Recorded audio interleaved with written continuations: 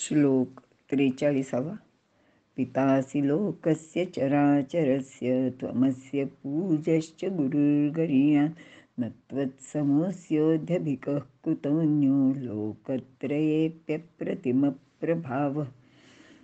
अर्थ, हे अतुल प्रभावी भगवंता, चराचर प्राणी समुदायाचा तू पिता आहेस, उत्पत्ती करता आहेस व श्रेष्ठ गुरुरूप असल्यामुळे तू सर्वांनाच पूज्य आहेस. या त्रैलोक्यात तुझ्या बरोबरीचा कोणीच नाही. मग तुझ्यापेक्षा अधिक श्रेष्ठ असे कोण असणार आहे बरे? विवरण. श्रीकृष्णाचे विराट रूप पाहून अर्जुनाला कळले की चर आणि अचर अशा सर्व लोकांचा सृष्टीचा पिता म्हणजे निर्माता तोच आहे.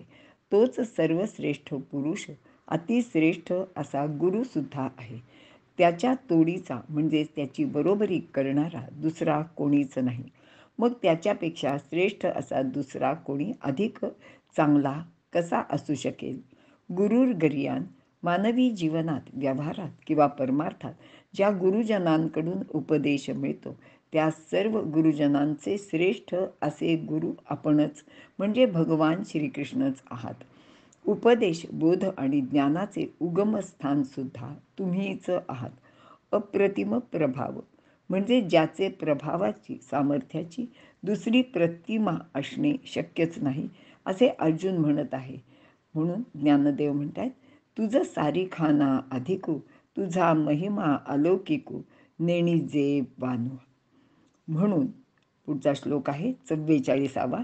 तस्मात् प्रणम्य प्रणिधाय कायम प्रसादये त्वाम अहमीशमीड्यम पितेव पुत्रस्य सखेव सख्युः प्रियाः प्रियार्ह्यार्हसि देव सोढू. अर्थ, म्हणून हे देवा, तुला साष्टांग प्रणिपात करून मी तुझी ईश्वराची प्रार्थना करीत आहे. पिता जसा पुत्राचा, मित्र जसा मित्राचा, भर्ता जसा प्रियेचा अपराध सहन करतो, तसा तूही माझे सर्व अपराध क्षमा करावेत, असा अर्थ ज्ञानेश्वरीमध्ये दिलेला आहे. 2. यासाठी स्तुत्य व समर्थ अशा तुम्ही प्रसन्न व्हावे म्हणून मी तुम्हाला लवून नमस्कार करून प्रार्थना करीत आहे. पिता ज्याप्रमाणे आपल्या पुत्राचे, सखा आपल्या सख्याचे अपराध क्षमा करतो, त्याप्रमाणे हे देवा तुम्हाला प्रिय आहे आणि मी तुम्हाला प्रिय आहे आणि मलाही तुम्ही प्रिय असल्याने माझे अपराध तुम्ही क्षमा करावेत, असा अर्थ गीता रहस्यात दिलेला आहे. 3. प्रियकर ज्याप्रमाणे प्रेयसीच्या चुकांकडे लक्ष देत नाही, ती कशीही बोलली तरी तो चालवून घेतो.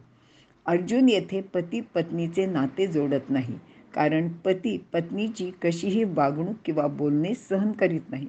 मात्र प्रियकर प्रेयसीचे सगळे काही सहन करतो.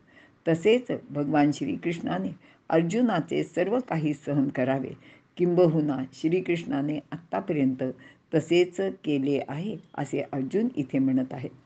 हा अर्थ डॉक्टर प.वी. वर्तक यांची पुस्तकात दिला आहे. विवरण.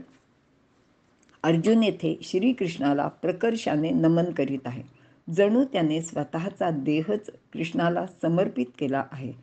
प्र अधिक नि अधिक धा म्हणजे प्रणिधाय, म्हणजेच धा याचा अर्थ ठेवणे, नि नीटपणे, प्रकर्षाने ठेव म्हणून ठेवायची काया म्हणजे हे शरीर, जी एकदा ठेवली की त्याचा पूर्णपणे ताबा श्रीकृष्णाचा, तोच स्वामी.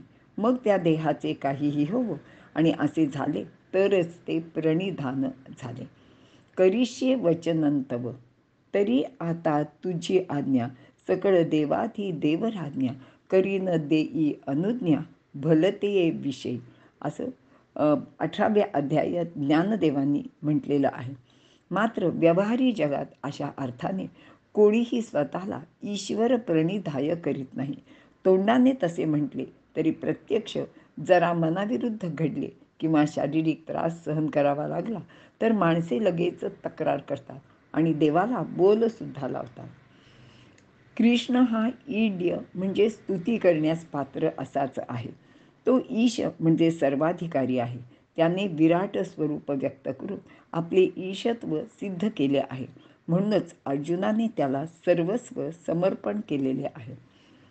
पिता ज्याप्रमाणे आपल्या मुलाचे अपराध सहन करतो, मित्र मित्राचे कसेही वागणे बोलणे चालवून घेतो, जो खरा मित्र असतो तोच असे करतो.